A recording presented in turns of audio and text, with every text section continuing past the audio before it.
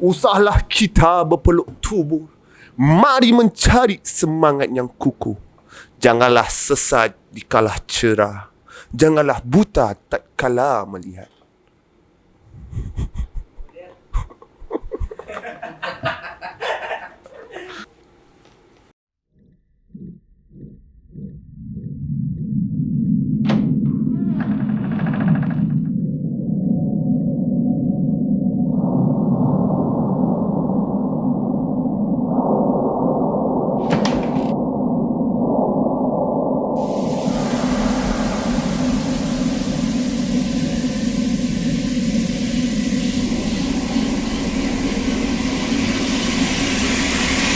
لو أنزلنا هذا القرآن على جبل لرأيته خاشعا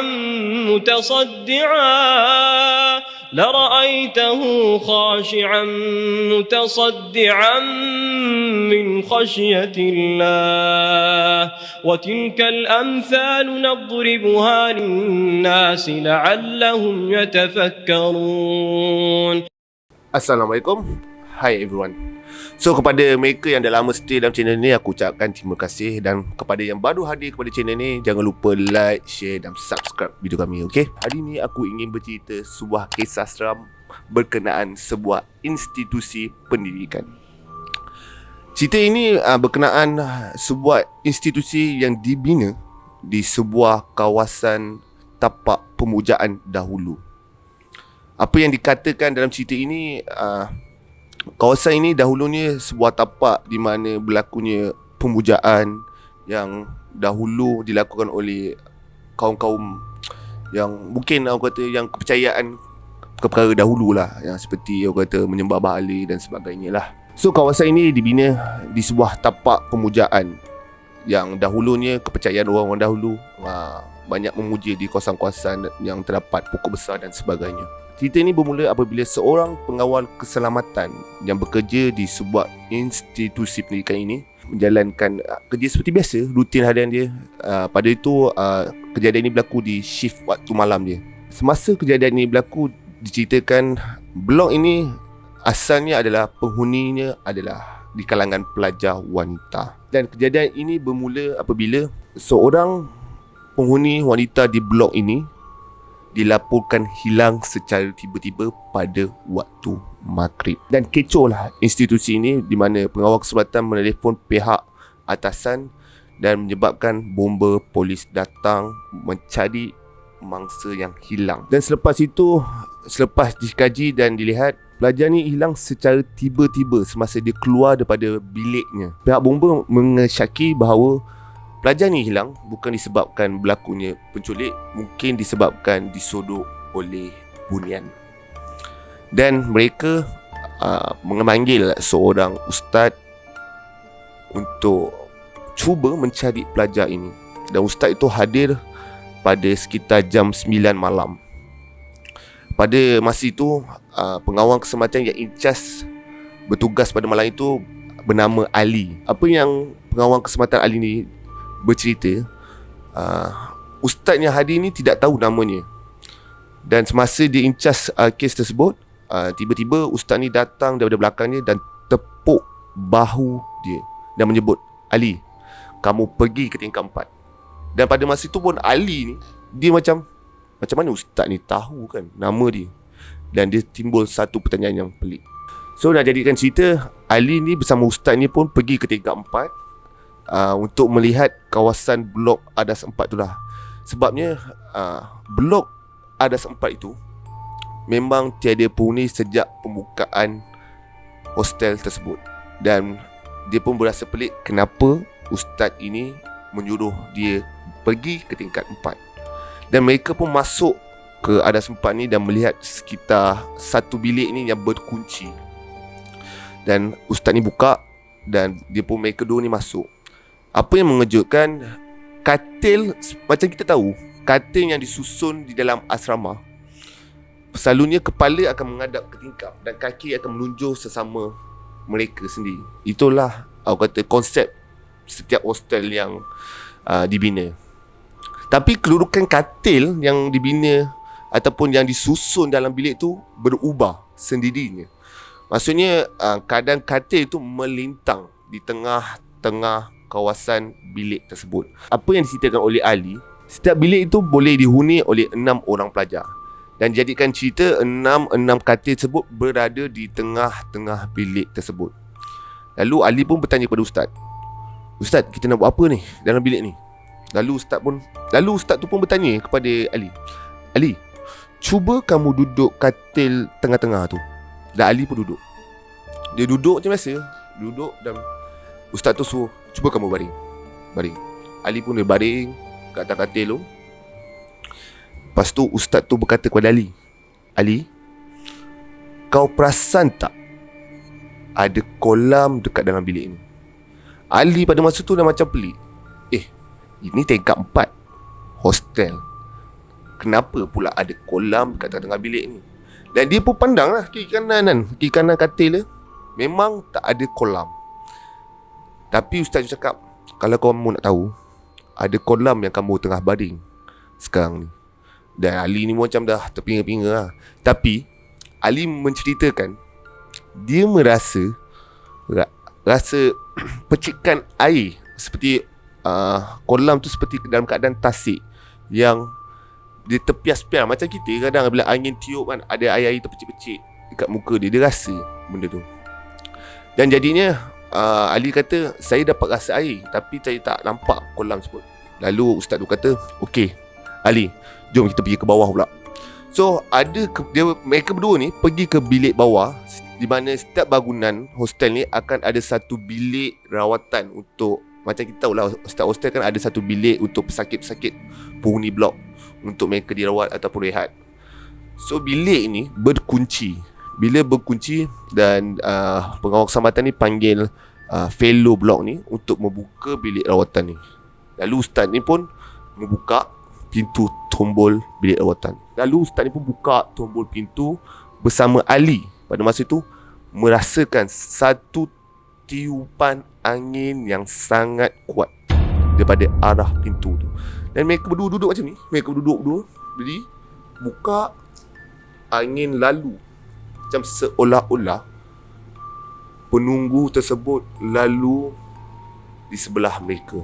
Selepas itu Ali dan Ustaz ni pun masuk ke dalam. Lalu Ustaz ni pun membacalah beberapa ayat-ayat ruqyah di dalam bilik tersebut. Pada masa tu pun Ali dah rasa macam lain. Dia seperti rasa macam bilik tu agak ramai dalam.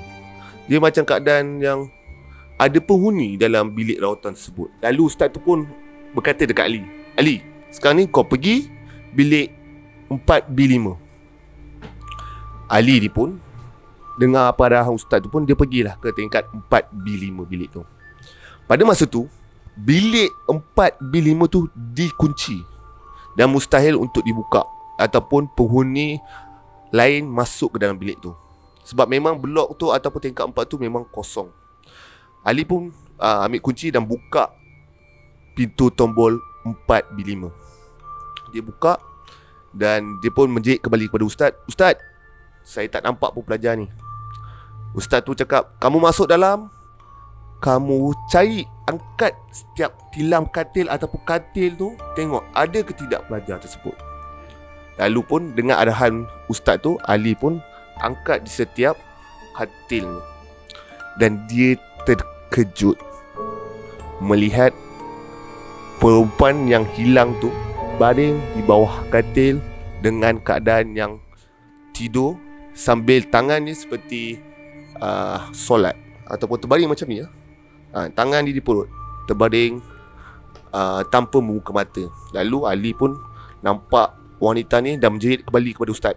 Ustaz, saya nampak Ustaz, saya nampak perempuan ni ada dekat baring di bawah katil ni.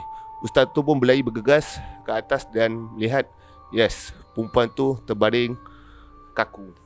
Dan mereka berdua ni pun cuba kejutkan pelajar tersebut, tidak bangun.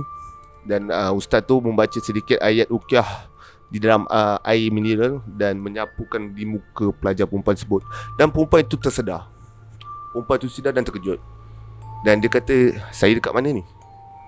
Lepas tu Ustaz cakap, awak tahu tak, awak dah hilang hampir 6 jam. Maksudnya mereka jumpa dalam sekitar 2 atau 3 pagi pada masa tu. Dan perempuan itu terkejut. Dan perempuan cakap, yang saya ingat pada maghrib tadi saya keluar pada bilik, saya rebah terus dan saya tak ingat apa-apa. Dan menjadi satu pertanyaan dan bagaimana pelajar ini keluar pada bilik secara tiba-tibanya, pengsan dan hilang begitu saja. Siapa yang angkat dia dan letak di dalam bilik tersebut? So, itulah kisah yang disampaikan oleh Ali berkenaan kisah seram yang pertama di sebuah institusi pendidikan tersebut. Cerita yang kedua ni pula berkenaan dengan seorang gadis yang hilang selama 3 hari berturut-turut. Ali ni menceritakan pada masa tu dia bekerja shift malam juga pada minggu itu. Dan dia menerima laporan daripada seorang pelajar di mana pelajar itu hilang pada sekitar waktu maghrib di pondok berdekatan dengan blok tersebut. Lalu Ali pun menyoal lagi kepada pelajar tersebut, macam mana pelajar perempuan ni boleh hilang. Dalam cerita ini Ali menggelarkan perempuan itu sebagai Siti lah. So dia bertanya kepada pelajar ni lah, macam mana Siti ni boleh hilang? Pelajar ni pun bercerita pada masa tu mereka berempat ni duduk di pondok tersebut. Dan pada masa tu keadaannya hujan lebat pada waktu hampir maghrib. Selalunya institusi ni diarahkan pelajar apabila waktu maghrib, diarahkan semua masuk ke bilik dan jangan keluar lah. Maksudnya macam biasa dulu hostel kan, waktu malam kita tidak dibenarkan untuk keluar untuk merayau-rayau di sekitar kawasan college dan sebagainya. Semasa mereka berempat ni nak beredar dalam keadaan hujan lebat, mereka ni beredar, tapi seorang lagi ni tinggal di pondok tersebut. Dan 3 orang ni pun tak perasan yang dia ingat kawan dia semua ikut sekali bergerak ke hostel. Dan 3 orang ni saja pergi naik ke hostel. Dan tiba-tiba mereka ni berasa pelik. Mana Siti ni? Tadi bukan dia ikut kat belakang. Dah dekat azan maghrib ni, Siti masih lagi tidak muncul di biliknya. Dan dia jadikan cerita pula, mereka bertiga ni pun mencari balik di pondok tersebut dan melihat Siti tiada di pondok tersebut. Ali yang incas kawasan tersebut menerima laporan yang Siti ni hilang. Dan jadinya Ali ni pun memberi tahu pihak atasan, menceritakan yang Siti ni hilang pada sekitar waktu maghrib ketika hujan lebat di pondok tersebut. Dan hampir 3 hari berlakunya pencarian ini, masih tidak jumpa pelajar ini. Family Siti ni pun tahu kejadian ini dan mereka ni cubalah, pihak institusi ni cuba mencari ikhtiar untuk mencari Siti ni. Di mana Siti ni? Mereka pun melakukan solat hajat, solat jenazah dan solat gaib lah sebagainya. Mereka melakukan solat-solat ini agar andai kata dia hilang, temukan. Andai kata dia pergi, mereka terus buat lakukan solat jenazah lah. Itu apa yang dikatakan lah kepada saya. Saya hanya sampaikan kepada anda semua. Yang jadikan cerita, hari kedua ni mereka pun institusi ni semua berkumpul melakukan sembahyang gaib, sembahyang jenazah dan sebagainya. Dan pada malam tersebut berlaku beberapa histeria oleh pelajar dan berlaku kecoh jugalah, dan ustaz pun datang merawat dan sebagainya. Tetapi Siti ini masih tidak dijumpai. Dan hari ketiganya, apabila tempoh pencarian ini hampir dihentikan, tiba-tiba Ali yang incas pada hari ketiga pada shift malam tersebut datang, terkejut jumpa Siti di pondok tersebut pada 7:30 malam di sekitar azan maghrib. Dan keadaan yang Ali ni jumpa pelajar ini sama dilaporkan dia hilang, iaitu di keadaan hujan yang lebat waktu maghrib di pondok tersebut. Tapi yang peliknya, Ali nampak Siti ni dalam keadaan yang kusut, comot, dan aku kata penuh dengan lumpur-lumpur lah dalam badan dia. Apa yang Ali ceritakan, dia nampak raut wajah Siti ni penuh dengan kesan-kesan lumpur di badannya. Apa yang diceritakan oleh pelajar lain, Siti ni dia seorang wanita yang cantik sebab dia belajar belajar salon, belajar salon kecantikan So kebanyakan student ni memang cantik-cantik, dan yang belajar kos salon ni. So memang cantik. Tapi Ali temukan Siti ni dalam keadaan yang kusut dan penuh dengan lumpur. Lalu Ali bertanya kepada Siti, awak pergi mana selama 3 hari ni? Kamu tahu tak, hampir 3 hari seluruh penghuni dan institusi ni mencari kamu. Kamu pergi mana? Dan Siti tu menjawab kepada Ali, saya tak pergi mana-mana. Saya ada dekat sini. Saya nampak korang. Saya cuba tegur korang. Saya nampak abang Pengawal Keselamatan ni. Dia kata dia nampak Abang Ali. Dia ketuk bahu Abang Ali masa Abang Ali mencari. Tapi tiada seorang pun yang perasan keadaan ni pada masa tu. Maksudnya, ibaratnya Siti ni berada dalam satu dimensi yang lain. Dimensi yang orang lain tidak nampak. Mungkin Siti ni hilang di dalam dimensi makhluk halus ataupun alam gaib. Dan jadikan cerita 3 hari ni, sepanjang 3 hari dia tempoh ni hilang, Siti ni ada masuk blog, tegur kawan dia, cari kawan dia, bercerita, panggil. Tak ada seorang pun yang perasan. Dan lalu Ali cerita, dan macam mana kamu rasa yang tiba-tiba kamu hilang pada masa tu? Siti pun menjawab, pada waktu maghrib hari pertama yang dia tiba-tiba rasakan dia ni hilang, dia ternampak seekor rama-rama yang sangat cantik lalu di hadapan matanya. Dan dia follow rama-rama tersebut. Dan tiba-tiba dia kata dia rasa macam keadaan sekeliling dia berubah. So maksudnya Siti dah berada dalam keadaan satu dimensi yang lain, dia rasakan pada masa tu. Dan apabila dia jumpa kawan dia lalu di hadapan dia, cuba panggil, tak ada siapa yang perasan. Dan itulah kisah seram kedua berkenaan dengan institusi tersebut. So ini adalah cerita seram yang ketiga pula yang disampaikan oleh masih lagi Ali lagi ni, menceritakan kisah seram dia. So cerita ni berlaku di sekitar tahun 2015, di mana Ali bekerja pada shift malam juga. Dia dapat shift malam ya. Macam kita tahu, pengawal keselamatan ni ada 2 shift selalunya, siang atau malam. Dan pada masa tu dia bekerja pada waktu malam. Dan kejadian ni berlaku di Fakulti Elektrik. Dan dia pun macam biasa tugas sebagai seorang pengawal. Dia akan clocking jam dia. Sebagai pengawal keselamatan, tugas mereka akan beronda di sekitar kawasan ataupun fakulti-fakulti yang ada lah. Dan Ali ni pun ditugaskan untuk memantau di sebuah fakulti elektrik.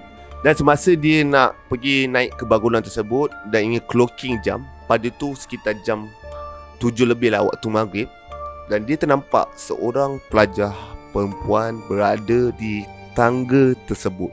Dalam keadaan yang tangga ni dia duduk, dia dalam keadaan yang kepalanya menunduk ke bawah, seperti melangkup ke bawah, dan berambut panjang. Lalu pun Ali ni tanyalah kepada pelajar tersebut, dah maghrib ni, kamu tak sepatutnya berada di bangunan ini. Kamu kena balik sekarang kat hostel. Dan perempuan itu tak keluarkan sepatah perkataan pun. Dan Ali pun pelik, kenapa dia diam. Dan Ali bertanyakan lagi, awak okey ke? Diam juga. Dan Ali macam pelik, Aidan, kenapa kan? Ali ni pun macam tak nak marah sangat budak, kerana biasalah, kadang student ni tak takut pun dengan pengawal keselamatan dan sebagainya. Dan dia pun cuba untuk bagi amaran kepada perempuan tersebut untuk pulang ke hostelnya. Lalu Ali ni pun ketuk bahu perempuan ni, Pak, awak tidak dibenarkan berada di kawasan fakulti ini. Perempuan tu tak angkat kepala langsung pun, masih duduk diam je. Dan Ali pun dah bengang, dia malah nak layan pasal perempuan ni, lantak kau. Ali ni pun turun tangga. Dan masa nak turun, kan selalunya tangga akan bentuk macam ni kan, turun kan. So masa Ali nak pusing, nak turun ke sini pula, Ali toleh budak perempuan yang dia jumpa tadi tu hilang. Ali terkejut. Tadi baru aku tegur, dah hilang. Apa lagi, Ali tanpa buang masa, Run. terus lari meninggalkan kawasan fakulti tersebut. Itulah kisah seram yang ketiga yang dialami oleh Ali. So cerita ni adalah cerita yang keempat, di mana Ali bertugas dengan seorang lagi pengawal keselamatan perempuan yang dia bertugas untuk menjaga hostel perempuan lah. So apa-apa yang berlaku, pengawal keselamatan perempuan akan naik dahulu lah. Dan kalau pengawal keselamatan tak boleh handle, baru dia akan panggil Ali untuk mengawal lah keadaan tersebut. Nak jadikan cerita, hostel ni pernah tergempar dengan satu kes di mana seorang pelajar yang bernama Suha bunuh diri disebabkan depression. Pelajar perempuan ni dikatakan dulu memang antara pelajar yang hot dan cantik di institusi tersebut, dan dia bunuh diri gantung di satu bilik hostel ini. Dan pada masa tersebut, hari di mana ahli menjaga blok tu, dia mendapat aduan di mana pelajar histeria beberapa orang, dan Ali dengan pengawal keselamatannya seorang lagi itu yang bernama Mina bergegas ke tempat kejadian untuk melihat apa yang berlaku. Dan dia melihat beberapa orang histeria pada malam tersebut, dan dia panggil salah seorang warden untuk selesaikan kejadian ini. Dan warden pun panggil lah ustaz, dan ustaz datang dan melihat 3 atau 4 orang dah mula histeria dan sebagainya. Lalu ustaz macam biasa membaca ayat-ayat ruqyah kepada pelajar-pelajar yang histeria ni lah. Dan salah seorang yang dirasuk ni antara pelajar yang selalu dirasuk. Maksudnya tempoh sebelum ni pernah berlaku histeria. So ustaz ni datang bertemu beberapa pelajar yang dirasuk. Dan antara pelajar yang dirasuk ni, salah seorangnya adalah yang bernama Laili. Laili ni antara pelajar yang kulitnya gelap, bukanlah tak cantik, tapi yang kata yang berupa wanita biasa lah. Ustaz ni pun bertanya kepada Laili ni, kenapa engkau masuk dalam badan Laili ni? Lalu hantu yang bernama Suha ni pun berkata kepada ustaz, aku suka perempuan ni. Perempuan ni sama macam aku dulu. Rambut panjang senyuman sama macam aku. So ustaz ni bertanya ke ni, kau tak patutnya kacau perempuan ini. Dan pada masa itu Ali dengan kawan dia pengawal keselamatan ni, Mina ni, berkata semasa perempuan ni dirasuk, wajah Laili ni sangat-sangat cantik. Bayangkan kulitnya yang dahulunya gelap, hitam, bertukar cerah. Muka dia semua cerah, seperti bukan wajah Laili yang sebenar, seperti wajah hantu yang bernama Suha ini. Dan ustaz ni pun berkata lagi dekat dia, kau jangan kacau lagi penghuni-penghuni asrama ni. Kau tak layak ataupun kau tak dibenarkan kacau. Mereka ni hanya menumpang dan belajar di sini. Kenapa kau perlu ganggu dia? So hantu Suha ni pun kata lagi ustaz, Aku tak suka diorang ni. Sebab diorang ni semua selalu buat bising dekat kawasan ni. dan ustaz ni pun berkata lagi dekat dia kan, okey, kalau mereka ni tak buat bising, engkau janji jangan ganggu diorang lagi. So disebabkan perjanjian antara ustaz dengan hantu yang bernama Suha ini, selepas kejadian tersebut, warden telah mengarahkan semua penghuni asrama untuk berada di dalam bilik pada jam 11.30 malam, dan tidak dibenarkan sama sekali pelajar-pelajar untuk membuat bising ataupun bermain di sekitar kawasan asrama tersebut. Dan pada masa itu juga setiap ketua pelajar ataupun ketua blok akan memantau pada sekitar 11.30 malam supaya semua pelajar masuk dalam bilik dan tidak membuat bising di tangga-tangga blok. Itulah cerita berkenaan dengan hantu Suha yang sangat, bagi aku yang sangat seram. Sebab yelah, bayangkan, aku tak pernah tengok orang kena rasuk, tiba-tiba wajah dia bertukar, kulit warna dia bertukar seperti makhluk yang mati tu. Itulah kisah seram yang disampaikan oleh Ali. Okey guys, kepada anda yang di luar sana yang ingin berkongsi kisah seram anda kepada kami, anda boleh email dan DM saja IG, Facebook dan email kami. Okey, seperti biasa, jangan lupa like, share dan subscribe video kami sebagai tanda sokongan anda. Bye bye.